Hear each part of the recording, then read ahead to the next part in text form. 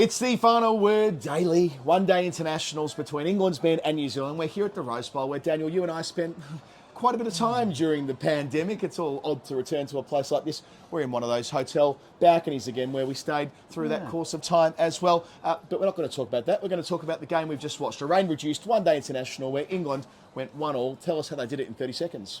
Preposterously, they lost the game so badly right at the beginning.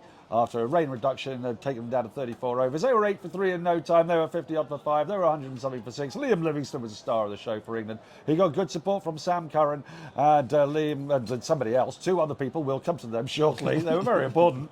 And New Zealand then looked like they were probably going to hunt down that 227 runs quite comfortably. But Reece Topley, David Willey, Gus Atkinson, some pace, skill on a pitch that was offering a little bit. Wickets came at the right time, and in the end, out of nowhere, England won by a colossal amount. They thrashed the side when they were being thrashed themselves. Yeah, I'll fill in a few of the blanks. So they win by 79 runs, bowling out New Zealand in 26.5 overs to 147. They'll be thrilled that Willey and Topley, who didn't bowl the house down on Friday night, took 3 for 34 and 3 for 27 respectively. Gus Atkinson picked up his first one-day international wicket with genuine pace. 1 for 23 from 5 for him. A couple of wickets from Owen Ali back in the side today as well. With the bat, Liam Livingstone, player of the match, 95 not out from 78 deliveries, I think it was by the end. A crucial partnership of 112 with Sam Curran for the 7th wicket. You're right, one stage there, 55 for 5 after being 8 for 3 and 28 for 4. And going at about 4 and over as well. They're nowhere. And it's feeling like, well, this might be an all-out 100. This might be one of those days where they just don't click. And we saw that even with Owen Morgan's side, world champions that they were, there were days where they just didn't click. But the big takeout for me was that Morgan used to always say that when they had a day like this, he would back their depth. He was like, we don't mind if we lose early wickets. We pick lots and lots of batsmen. And if 1 or 2 of them come off, we're still in the game. Enter Liam Livingstone, shuffled from number 5 to number 6 to number 7 today. He said in his post-game interview yesterday, or his press conference rather, that he's never going to bat high up the order for England. So batting lower down works for him. And I mean, yeah, sure, there are still some questions for England ahead of the World Cup, but they absolutely know that Livingstone is going to be their finisher. Well, yeah, and what's really pleasing for them is that in 118 previous professional games of cricket, Liam Livingstone, stretching back to 2021, Liam Livingstone had not batted for more than 50 balls. I think it might have been 50 balls. And so today, when he came in, there was still, when they were 5 down, there was still over 20 overs to go in a 34-over game. And he then proceeded to bat pretty much half those remaining 125 balls, a little bit more than that. Yep. And he managed his innings really well. He didn't just go slap, crash, bang, wallop straight away. There were a couple of occasions when he tried to get after Glenn Phillips and he was sort of hauling himself off his feet. But that was towards the back end of the innings, actually. What he did was build measured and sensible partnerships. Josh Buttler was the first one to show them what was possible. But it was a partnership with Curran, I think, was the best. I mean, with Moeen Ali as well, there were crucial runs. But that partnership with Sam Curran speaks to England's depth. And that was the difference, really, between the two sides. I mean, when you looked at them at 130 point, both sides were 130 for 6. Yep. And New Zealand just disappeared into a puddle of ineptitude, whereas England actually moved from there to add an extra 100 runs because they can do that. And they still had David Willey to come, who, when faced with 4 balls left in the match, in the innings rather, didn't just put Livingstone on strike. He struck a 6, albeit a slightly fielder-assisted 6. You know, the intent was there, and they've got players who can do that all the way down the order. And they still had Gus Atkinson to come, who can have a go. Only Reece Topley really is no good with a bat. So it speaks to your point, I know in Morgan's point, that you have not bowled England out until you've taken really the 9th wicket. Yeah, I mean, Topley's got more professional wickets than runs, but he's a genuine, like, he's number 11, but there aren't many of them left in the game, and England have done a great job of developing that depth. And, yeah, the other side of the coin is New Zealand don't bat particularly deep. Well, on paper they kind of do, but in practice they were bowled out in 14 overs in Manchester 9 days ago. They've lost 7 for 36, I think it was today. So much relied on Mitchell. So, you know, up top they're good as gold. Conway didn't make runs today, but we know how good he is. Mitchell likewise. I think Will Young's posing a bit of an interesting question. I know he got slowed down today after reaching 25 from 15 or whatever it was, but that's right. With Kane Williamson certainly coming back for the World Cup, might it be that Finn Allen loses his spot out second ball today? I know he was a match winner in one of the T20 wins last week, but 50 over cricket isn't 20 over cricket. It's not 100 ball cricket. There is a chance to get into a game, out of a game, into a game, out of a game, and maybe they might be better suited having someone like Will Young who has a a more classical technique. We saw him make a first-class 100 we were commentating on at the Oval a couple of months ago. I mean, he's a fine senior player. I agree entirely. I think with 50 over cricket, you've got to be looking to beat 300 plus, six and over. You don't have to be looking at 9 and over plus. You don't have to be looking at 450. And the thing with Finn Allen is that in T20 cricket, he gives you that dream of, if he's firing and he's in good form and he has a run of matches, you could be hitting 200 repeatedly. Yeah. But the thing is, in 50 over cricket, a really good 40 of 18 balls isn't as helpful in a 50 over game.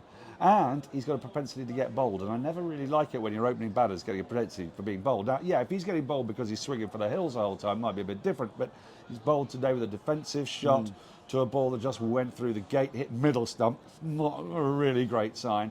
He was beaten off his first ball that was given out on field but was overturned or England reviewed. I forget, a little flap of the trouser leg.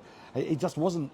It doesn't look quite technically right for the longer form of cricket. And I worry a little bit about 50 over cricket generally, that the rise of the T20 player, the Will Smeeds of this world, the Finn Allens of this world, they're part of the problem in making 50 over cricket seem a little bit more defunct, because those guys, it's a step, I'm not going to say a step up, but it's a different step that you have to take to build a 50 over innings. And I think what will please England is that while they have players who can go hard, people like Harry Brook and whatnot, they're happy to put him up the order at the moment in the absence of Jason Roy with his back spasm.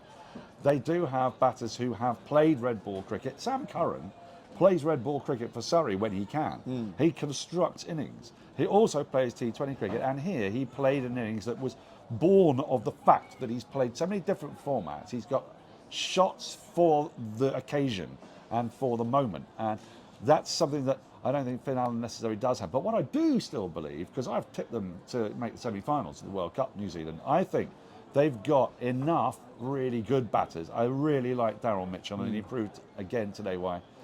Devon Conway is pure class. If Kay Williamson gets back in, he's he's world class.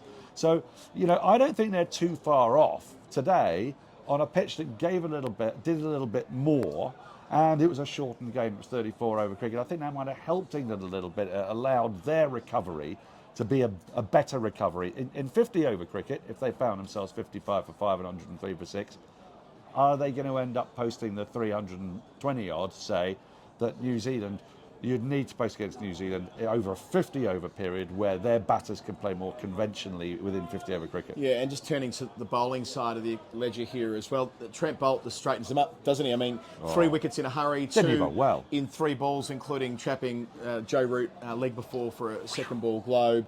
Boult isn't playing a lot for New Zealand these days for well-documented reasons, but having the luxury of bringing him back in since the last World Cup in 2019, he averages 16 with the ball when he does play one-day cricket. So, and we know what a big tournament performer he's been over a long stretch of time, including last year in Australia in the T20 World Cup. He's the fourth best strike rate in ODI cricket, I believe. The top is Mitchell Starc. Yeah. He is up there. He is taking wickets every 29 balls. Right, and look, he played his 100th one-dayer today. We know that Matt Henry's ranked number 3 in the world according to the ICC. He's set and forget, fabulous bowler. I do wonder, whisper it, whether Southee might find himself down the pecking order. He missed out on the 2019 World Cup pointy end, didn't play in the final. He got overtaken by Ferguson, Henry, Boult, etc. I'd like to have seen Ferguson today, for example. I think Southee went for nearly 10s today. Yeah. And if you've got Lockie Ferguson in that situation, suddenly when England are 5 down, 6 down, then he is a slightly different proposition for Livingston and for Sam Curran. Well, I was going to come to that with reference to England, right? So you've got these guys who have a little bit samey in terms of pace for New Zealand right now in the absence of Milne, who we learnt yesterday has got a hamstring issue at the moment. So they've made an adjustment to their squad there, although I'm sure he'll be in the World Cup 15. But yeah, they didn't have that extra lever. They did have Mitchell Starc bowling beautifully back in the side today. Ravindra doesn't look like he's going to be good enough, I don't think, in a World Cup setting with smaller boundaries. I just can't see it happening. 4 overs, 4 or 5 overs is almost you're going to get out of him. I think a couple of little bursts, that's at best, really. Yeah, I think Glenn Phillips, I think Jeremy Coney actually made this point. Glenn Phillips is more likely to bowl heavy-duty kind of 6-bowler overs when they get to hard into the pitch when they reach the World Cup. So, but the pace point here is more about Gus Atkinson today, isn't it? Like, didn't have a great night at Cardiff, albeit none of the England bowlers did. I already touched on the two left-armers, Topley running through the middle order and enabling that collapse, including a great caught and bowled chance off Phillips. Nice snaffle from Joe Root a couple of balls later off Ravindra. You know, he did something that they needed to do right there and then, which was break the game open. We saw Willey take a wicket off the top, cleaned up the tail. You love an opening bowler being able to do that. A couple of wickets for Moeen to get into the series and I guess get into bowling again. Doesn't do an awful lot of it in T20 cricket. But the question mark over Atkinson was that will his pace alone be enough? And Joy, on a surface that had a bit in it, bloody hell he was quick. A couple of those bounces he bowled off the top. It's that action where his arm's so far extended at point of release that makes him appear yet faster again. His best ball was the one that didn't take a wicket but was given out and overturned on referral, exactly. which was an absolute snorter to Daryl Mitchell. Flew up, I mean, it's really close to the glove. And it's that kind of hostile delivery. Don't think for 1 minute that just because they're going to India, the pitches won't allow him to do that. There's a variety of pitches, and England play in 8 different venues in their 9 matches.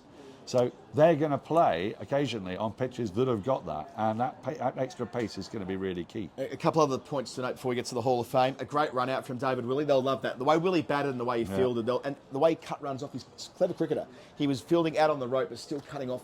This is, as you often say, the twoiest ground in world cricket. There are so many twos here at the Rose Bowl. Well, you know, Willey, mindful of that, was really on the charge from deep mid-wicket, never letting Mitchell take twos, never letting him keep the strike. It was clever fielding. And he's really the run out, the little underarm run out he executed to get rid of, I can't remember who it was now, but it felt like... It was Will Young, and it was, as Ian Smith would say, by the barest of all margins, because that bat was on the line. And it's rare because England don't hit the stumps too often in the field. No run-outs in the Ashes for a kick-off.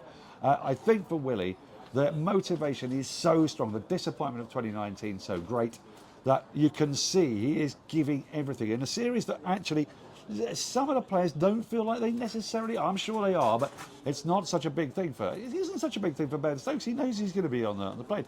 It isn't such a big thing for Joe Root. Doesn't mean they're not trying, but for David Willey, when he comes out here, this is crucial because he is under the spotlight. Because if Harry Brook gets back in the side, it could be at the expense of a batter. It could be at the expense of Roy or Milan or Livingston. But it could equally be at the expense of one of the 3 left-armers, Well, this is it. I was going to come to this. Is that, you know, if Harry Brook is to make it into this England one-day squad, he's going to have to start dominating. Now, he gets 3 one-days against Ireland. I'm not sure how they'll be discounted when we get another week on. He'll probably need to make runs against New Zealand in one of the last 2 games. Jason Roy's got Shaggers back at the absolute worst time. He's not playing against Ireland. Hopefully, for his sake, he gets back in time. But we know that, you know, Bairstow and Stokes and Root miss out today. It really doesn't matter. Like you said before, they're all in the first 11 under any scenario, in any circumstance. They're playing every game of the World Cup. Brook, on the other hand, it's not quite so clear. Milan, it's not quite so clear. He made a half-century opening and batting nicely the other day. So, yeah, it means different things to different people. But Brook, who made 2 from 12, meek dismissal, the one wicket that Henry picked up today, I think that's more important in the context of England's World Cup squad than the more senior established men. I agree entirely. Everyone's assuming he's going to be on that plane. I'm not, because there have been quite conflicting messages about this is a provisional squad. He's still got time to get into it, but it was the squad that they picked. So who does he get in ahead of? We've run through those options, and at the moment, those options are all fighting hard, with the exception of Jason Roy, poor thing, who hasn't had the chance to fight hard. So, that is going to be a key narrative in the next couple of matches. All right, Daniel, time to hit up the Final Word Hall of Fame. Final Word Hall of Fame brought to you by our beautiful patrons who we adore, each and every single one of you. We've got the Final Word cricket match coming up on the 22nd of September at Dulwich Cricket Club against the Oval Dream Boys. We've got all sorts going on. We've got our 150th story time on Friday, and our patrons will be invited to join us at 10 o'clock on Zoom to do a little watch along for Jeff and me going through our Pacers story time. This week was pretty bloody good as well, if I do say so myself. Maybe our best ever. Right, Hall of Fame nominations. You can go first. For me, it's one of the most fantastic pieces of samba cricket you could ever wish to see. It was Devon Conway running round the boundary. If he had dived full length with his arms, I'm not sure he would have got there. Instead, he went like a studs up tackle. One of the best studs up tackles, like a Walter Massig, was that his name? The guy in the 1990 World Cup who absolutely took out the Argentinian. But this was to stop a ball, but not just stop a ball, to pass it perfectly to, I can't remember who it was it Glenn Phillips he passed it to? Might have been Mitchell Santner out there. Might have been Mitchell Santner, yeah. But I don't think you'll see a better piece of football cricket in your life. It might be coming back into fashion. We saw Mo and Ali do it at the Yeah, Oval we to did, win yeah. the Ashes as Yeah. well, so watch this space on that. Glenn Phillips running when bowling. So Phillips bowling from the pavilion and didn't have someone at mid-wicket. Indeed, the yeah. only fielder inside the circle was at short fine. So every time he got played into the onside, he was herring after Like him. Johnny screaming Bairstow, wasn't he? Like an angry policeman But after on a a child couple of has nicked an occasions, apple. he saved runs. I mean, one time he got Yeah. to it before they got a single. The other time he turned a 2 into a 1. You know, as Jared Kimber said on our radio commentary today, when Glenn Phillips is fielding, just watch him. Ignore the game around you. It's far more entertaining. And one point that was sent in to us today by Tom Miles was that England's new uniforms, which are fairly uninspiring, to be honest with you, but what they have got for the first time is the little star above the to crowd, indicate to indicate that they've won one World Cup. They've not worn it in any of their uniforms until now, and as Tom said, not a bad time to remind New Zealand of who won the last World Cup. So I don't know whether that's probably coincidental, but still, no. it's a thing. It's a thing. Right, Final Word Hall of Fame done. Thanks to our patrons, patreon.com/the final word. Join the fun, join what we do. Let us make this show as often as we do. We've got a gigantic interview coming up on Thursday. It'll be played out next week. Another really big interview we're recording on Tuesday. There is so much happening, and it's all because of our patrons. We love yous all. That's it from us. England victorious today by 79 runs. We move to London for the third one-dayer on Wednesday. Good night. Farewell. Bye-bye. Great shirt. Great shirt.